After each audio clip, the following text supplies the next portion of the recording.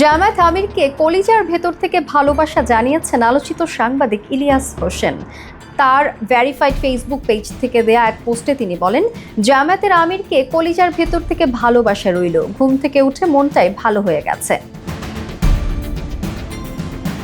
তবে ঠিক কী কারণে এই ভালোবাসা জানিয়েছেন তা নির্দিষ্ট করে পোস্টে উল্লেখ করেননি তিনি।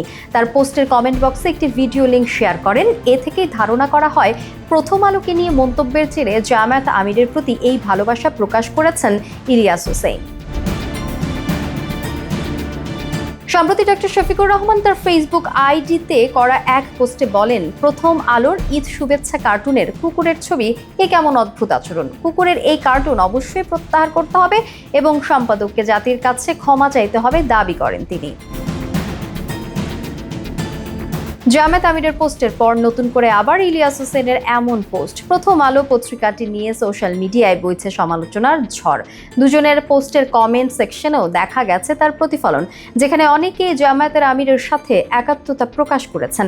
আবার কেউ কেউ তার সাথে দ্বিমত জানিয়ে কুকুর বিড়ালকে গৃহপালিত প্রাণী হিসেবে উল্লেখ করেছেন।